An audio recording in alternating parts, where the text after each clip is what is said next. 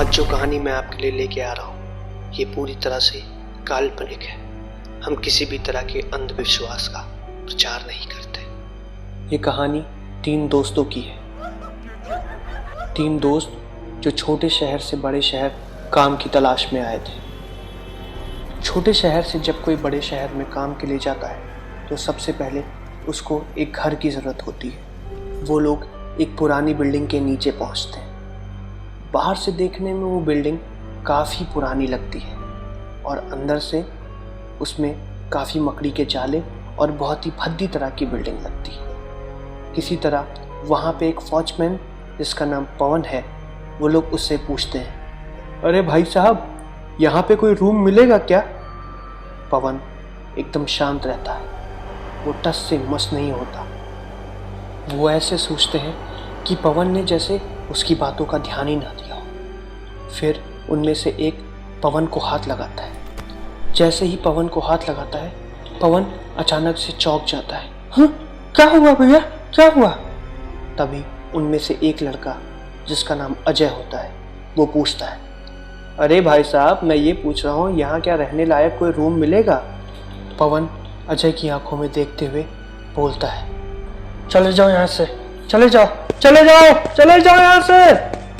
पवन अजय और उसके दोस्तों के सामने से भाग जाता है। थोड़ा सा आगे चलते ही उन्हें एक आदमी मिलता है। वो आदमी उसी पुरानी बिल्डिंग में एक फ्लैट का मालिक होता है। अनजाने में अरुण उस आदमी से पूछता है, अरे भाई साहब, इस बिल्डिंग में कोई फ्लैट खाली होगा क्या? अरे नेकी और पूछ-पूछ कुएं के पास खड़े होके पानी मांगते हैं। इस बिल्डिंग में एक फ्लैट है और मैं उसका मालिक हूँ।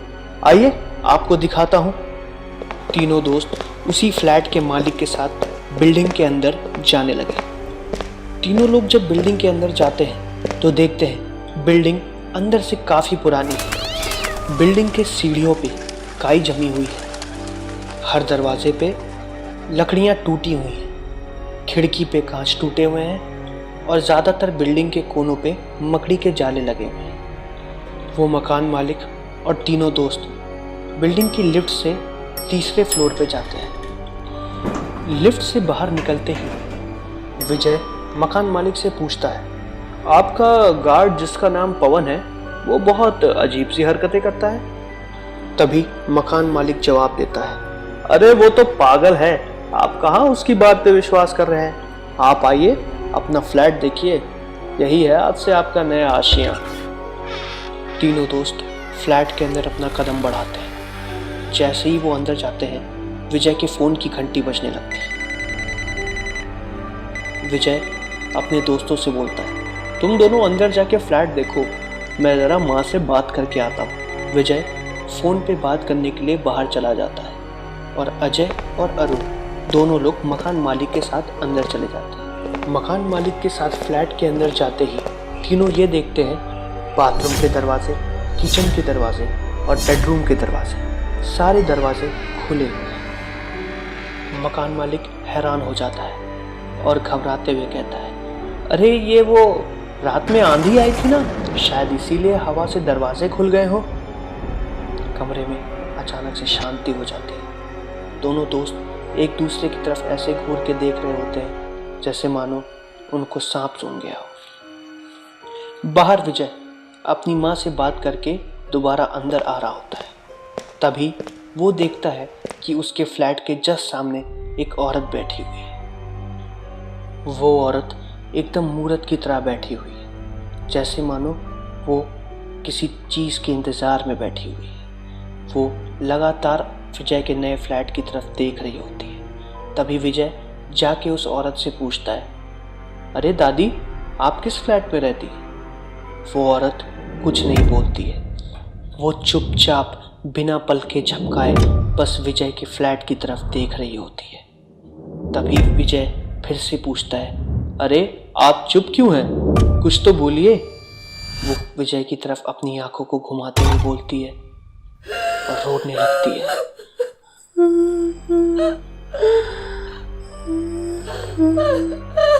विजय घबरा जाता है और फौरन भागते हुए उसी फ्लैट में जाता है जहाँ पे अजय और अरुण मकान मालिक के साथ है। वो दौड़ते हुए जाता है और मकान मालिक से बोलता है, अरे वो बाहर औरत कौन है जो रो रही है? जाओ जाके देखो, क्या पता उसे किसी चीज़ की ज़रूरत हो। तभी चारों लोग बाहर जाते हैं और देखते हैं कि वहाँ पे कोई औरत नहीं है। विजय की आंखें फटी की फटी रह जाती हैं, क्योंकि उसको वहाँ से गए मुश्किल से बस 10 सेकंड हुए थे। वो औरत चाह के भी ना नीचे उतर सकती थी ना ऊपर, और उस फ्लोर के सारे अपार्टमेंट्स लॉक थे, क्योंकि वहाँ पे कोई रहता ही नहीं था। तभी अजय और अरुण विजय को बोलते हैं, अबे साले, तुझे कोई वहम हुआ होगा, चल आ मकान मालिक से पैसों की बात कर ले। अजय और अरुण वहाँ से चले जाते हैं। विजय वहीं खड़े होके उन्हीं सीढ़ियों की तरफ बस घूरता रहता है। तभी अजय पीछे से विजय को आवाज़ देता है, अरे तू आ रहा है कि नहीं? तभी विजय चला जाता है। अगले दिन से तीनों लोग उसी फ्लैट में रहने लगते हैं। अजय और विजय दोनों का डे शिफ्ट होता है, इसलिए वो दोनों सुबह 7 बजे ही अपने ऑफिस को निकल जाते हैं। लेकिन अरुण वो नाइट शिफ्ट एक कॉल सेंटर में काम करता है, तो उसको पूरा दिन उस बिल्डिंग के उस एक फ्लैट में अकेले ही गुजारना होता है। सुबह के 9 बज रहे थे। अरुण के दरवाजे पे किसी की दस्तक होती है। अरुण नींद से उठते हुए बोलता है, अरे भाई क्यों परेशान कर रहे हो, आ रहा हूं ना। धीरे धीरे नींद में अरुण दरवाजे को खोलने जाता है, और जैसे ही वो दरवाजे के पास दरवाज़ा खोलने के लिए पहुंचता है, दरवाज़ा अपने आप ही अनलॉक हो जाता है। अरुण की नींद तो जैसे पूरी गायब हो गई। वो दरवाज़ा खोलता है और अचानक से देखता है कि वहाँ पे तो कोई है ही नहीं। अरुण एकदम परेशान हो जाता है। वो धीरे से दरवाजे को बंद करके फिर से बेड की तरफ सोने के लिए जाता है। तभी अचानक दरवाजे पे फिर दस्तक होती है। अरुण घूमता है और दरवाजे को खोलता है। तभी वहाँ पे एक औरत आती है। औरत अरुण को देखती है और बोलती है, साहब, मुझे मकान मालिक ने यहाँ के काम के लिए भेजा है। अरुण कहता है, ठीक है आओ, लेकिन अगली बार थोड़ा लेट आना, मैं थोड़ा लेट में सो के उठता हूँ। अरुण दरवाज़ा को खोल के अंदर चला जाता है और काम वाली किचन की तरफ चली जाती है। तभी एक बच्चा उसी दरवाजे से काम वाली की तरफ किचन में चला जाता है। अरुण उस बच्चे को जाते हुए देखता है, लेकिन वो कुछ बोलता नहीं है। उसे लगता है कि काम वाली का बेटा होगा जो इधर उधर खेल रहा है। ऐसे ही 2-3 दिन बीत गए। सब कुछ सही चल रहा था। काम वाली आती थी और उसका बेटा आता था। बेटा पूरा दिन कमरे में इधर उधर पूरे फ्लैट में घूमता था, चीज़ें उथल पुथल करता था। अरुण ने कई बार काम वाली को समझाने की कोशिश की कि अपने बेटे को मत लाया करो, पर काम वाली उसकी बात हंस के टाल देती है। जैसे तैसे फ्लैट में उन तीनों को 1 हफ्ता हो चुका था। फिर एक दिन अजय और विजय दोनों को शायद किसी काम से घर जाना पड़ता है, और अरुण को पूरा दिन और पूरी रात उस एक फ्लैट में अकेले गुजारना पड़ता है। अरुण थोड़ा घबराया हुआ तो ज़रूर होता है, पर वो किसी तरह चीज़ों को नज़रअंदाज करता है। संडे की रात थी। अरुण के ऑफिस की छुट्टी थी। रात बहुत घनी, काली और अंधेरे वाली थी। उसी में बारिश और तेज़ बिजली का गड़गड़ाहट। एकदम अजीब सा वातावरण बन रहा था। अरुण अपने कमरे में बैठ के ऑफिस का कुछ काम कर रहा था। तभी अचानक पूरे अपार्टमेंट की लाइट चली जाती है। अरुण परेशान हो जाता है और जाके मोमबत्ती या टॉर्च ड्रॉर में ढूंढता है। अरुण अंधेरे में मोमबत्ती या टॉर्च ढूंढ ही रहा होता है। तभी अचानक से उसको किसी बच्चे के हंसने की आवाज़ आती है। अरुण एकदम से शॉक हो जाता है और वो घूमता है, हर जगह देखता है, पर वहाँ पे कोई नहीं होता है। वो बाथरूम की तरफ जाता है। जैसे ही वो बाथरूम की ओर बढ़ता है, अचानक से किचन से वही हंसने की आवाज़ उसको सुनाई देती है। अरुण किचन की तरफ मुड़ता है और वो किचन की तरफ अपने कदम बढ़ाता है। किचन में कोई भी नहीं होता है। बारिश में कड़कती बिजली खिड़कियों के रास्ते पूरे किचन में फैल रही है, और उसी किचन में अरुण को काम वाली बाई का वही बच्चा उसकी ओर पीट करके खड़ा हुआ मिलता है। अरुण डरते हुए उस बच्चे से पूछता है, तुम अंदर कैसे आए और इतनी रात में यहाँ क्या कर रहे हो? तुम्हारी माँ कहाँ है? वो बच्चा कोई जवाब नहीं देता है। बारिश की बिजली, कड़कती आवाज़ और बारिश सब और तेज हो जाते हैं। तभी वो बच्चा किचन से बाहर भाग जाता है ड्राइंग रूम की तरफ। अरुण उसके पीछे पीछे जाता है, लेकिन वो गायब हो जाता है। अरुण एकदम शॉक्ड हो जाता है कि अचानक से सब दरवाजे बंद होने के बावजूद भी वो बच्चा कहाँ चला गया। तभी दरवाजे पे फिर दस्तक होती है।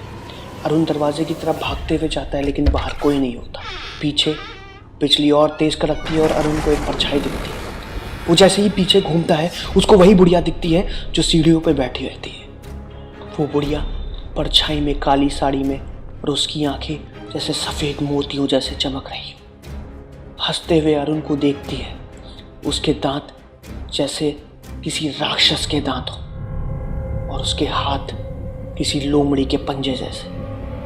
अरुण को देखती रहती है। अरुण को देखते हुए वो अचानक से रोने लगती है और रोते रोते चिल्लाने लगती है। वो इतनी ज़ोर से चिल्लाती है कि अरुण की आंखें फटी की फटी रह जाती हैं, और चिल्लाते हुए वो अरुण की तरफ जैसे ही आगे बढ़ती है, वो गायब हो जाती है। अरुण एकदम शॉक्ड हो जाता है, और जब वो देखता है नीचे, तो उसकी वही काली साड़ी नीचे पड़ी रहती है। अरुण जैसे ही पीछे घूमता है, वही बच्चा हंसते हुए उसकी तरफ आगे बढ़ता है और अरुण के ऊपर चढ़ जाता है। अरुण जाके अपने बेड के ऊपर गिरता है और उस बच्चे को दूर ढकेल देता है। वो बच्चे के मुंह से जैसे खून की लार टपक रही है। वो बच्चा हंसता है और वो भी गायब हो जाता है। अरुण बेड पे पड़े पड़े बेहोश हो जाता है। अगली सुबह जब अरुण की आंखें खुलती है, तो वो देखता है कि वो बेड पे सो रहा है। सब कुछ नॉर्मल था। कहीं कुछ भी ऐसा नहीं लग रहा था जिससे ये पता चले कि अरुण के साथ कल कोई घटना घटी। अरुण को लगा था शायद उसने जो कुछ भी देखा एक सपना हो। वो मुंह धुलने के लिए उठता है और किचन में जाके वॉश बेसिन के ऊपर लगे शीशे में जैसे ही अपने आप को देखता है, वो डर जाता है, क्योंकि उसके गले में बच्चे के हाथ के पंजे के छोटे छोटे निशान बने रहते हैं। अरुण तुरंत फ़ोन उठा के अपने दोस्त अजय और विजय को फ़ोन लगाता है और अपने साथ हुई कल की घटना के बारे में बताता है, लेकिन उसके दोस्त उसकी किसी भी बात पे कोई भी विश्वास नहीं करते हैं। अरुण उनको समझाने की बहुत कोशिश करता है, पर वो नहीं मानते हैं। तभी अचानक दरवाजे पे फिर से किसी की दस्तक होती है। अरुण भागते हुए बाहर जाता है तो देखता है कि वही काम वाली बाई है। वो उस काम वाली बाई को अंदर बुलाता है और उसको खुद फटकार लगाता है। तुम्हें समझ में नहीं आता? अपने बच्चे को रात में ऐसे मत छोड़ा करो। काम वाली बाई फिर से हंसने लगती है और हंसते हुए बोलती है, साहब मेरा तो कोई बच्चा ही नहीं है। ये सुन के अरुण के पैरों के नीचे से तो जैसे ज़मीन ही खिसक गई। वो तुरंत मकान मालिक को फ़ोन करता है और उससे इस फ्लैट का इतिहास पूछता है कि आखिर इस फ्लैट में ऐसा हुआ क्या था।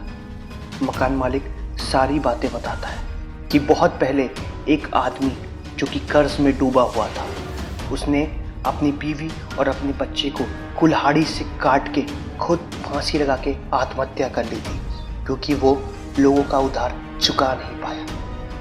अरुण को ये सारी बातें पता चलती हैं और वो अपनी ये सारी बातें अपने दोस्त अजय और विजय को बताता है। अजय और विजय तुरंत वहाँ पे वापस आ जाते हैं और मकान मालिक से सारी बातें करके इस फ्लैट को छोड़ने की बात करते हैं। तभी मकान मालिक बोलता है, अरे साहब, मुझे तो लगा कि ये सारी अफवाहें फैलाई गई हैं ताकि मेरा फ्लैट किराए पे ना उठे। आप टेंशन ना लीजिए, आपको छोड़ना है आप छोड़ दीजिए, मैं किसी और को दे दूंगा। तभी अरुण बोलता है, और आपकी वो काम वाली बाई, उसका क्या होगा? तभी मालिक बोलता है, कौन सी काम वाली बाई? मैंने किसी काम वाली बाई को नहीं भेजा। ये बात सुनते ही अरुण की हालत खराब हो जाती है कि एक हफ्ते से जिस औरत के लिए वो दरवाज़ा खोल रहा है, असल में वो कोई औरत है ही नहीं, वो औरत जिंदा ही नहीं है। अरुण, अजय और विजय अपना सारा सामान बांध के उस फ्लैट को छोड़ के वापस चले आते हैं। जैसे ही वो लिफ्ट लेके बिल्डिंग से नीचे उतरते हैं, वही सिक्योरिटी गार्ड पवन उन्हें फिर उसी हालत में मिलता है। वो पवन को देखते हैं और बोलते हैं, अब समझ में आया भैया, आप उस टाइम डर कर क्यों भाग गए थे। पवन ने डरती हुई आंखों से उनकी तरफ देखा और बोला, वो कभी पीछा नहीं छोड़ते हैं। जो एक बार उनके यहाँ रुक जाता है वो जीवन भर उन्हीं के साथ रहता है। आइए आपको ऊपर छोड़ के आता हूँ। दोस्तों, अगर आपको ये कहानी अच्छी लगी हो तो हमारे चैनल द हॉरर वाइब्स को सब्सक्राइब करें और कहानी को लाइक करें और अपने दोस्तों के साथ शेयर करें और हमें कमेंट करके बताएं कि आपको कैसी लगी ये कहानी। मिलते हैं अगली वीडियो में, तब तक के लिए अलविदा।